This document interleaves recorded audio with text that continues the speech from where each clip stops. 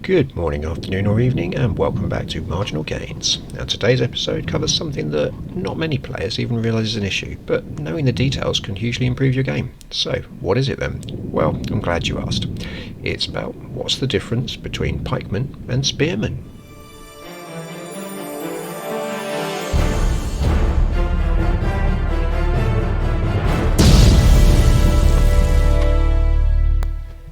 So on with the differences.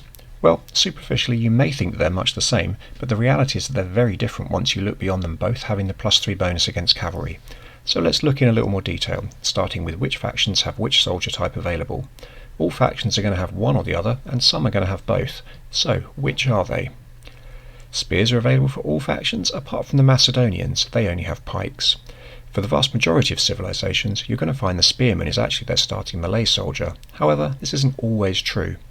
Iberians and Romans starting melee soldiers are going to be swordsmen, so both are going to have to wait till phase 2 to obtain spears from the barracks. This means that they're more vulnerable to early cavalry attacks, although they each have a unique way that they can defend themselves from these. Other than that, the Ptolemies and the Seleucids both have access to spears, but their starting melee soldier is going to be a pikeman. So, a little more about the factions that have access to pikes.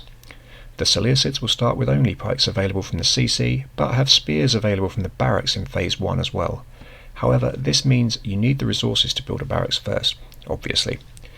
The other two civilizations that can access pikes are the Ptolemies and the Kushites. For the Ptolemies, their starting melee unit is a pike, but they obtain mercenary spears at phase 2 from their military colony. The Kushites start with spears, but they also get pikes available once they hit phase 2. However, these are available from the barracks and as citizen soldiers rather than mercenaries, which means they cost no gold, which is definitely preferable. So having looked into who gets what when, what difference does it make when you have spears, and when, or indeed if, you have pikes? To answer this, we're going to need to look at the stats. You can see that pikes offer a hack attack of only 1, which is pretty much nothing, and this means that if you come under a ram assault, these guys are virtually useless to you.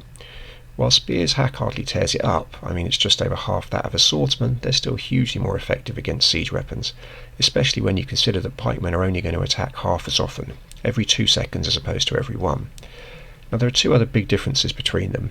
One is the armour, and this flips things in pike's favour. Both the pierce and hack armour are double that of the spear, while crush armour is equal at 15.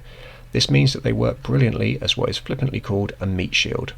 These are soldiers whose role it is just to stand at the front and attract fire from enemy range units so that your less well-armoured range units can fire at the enemy without taking any damage. Essentially, this means they're good at sacrificing themselves for the greater good of your army.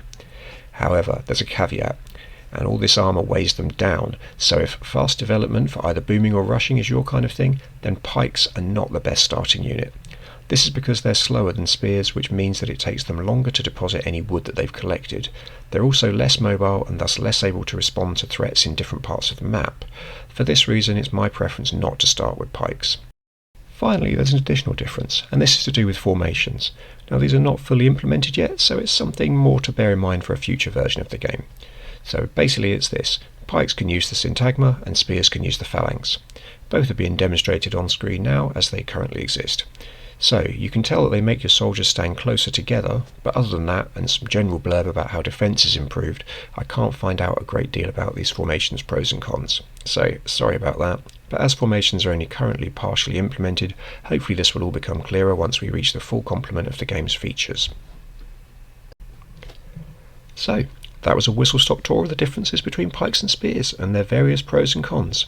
In all, I'd have to say that I much prefer spears in the early game because I don't want my development to be slowed down, and they're also a little bit better at fighting off cavalry rushes. However, this does flip later on when the extra armour of the pikes and the fact they can be transported via other means gives them the edge.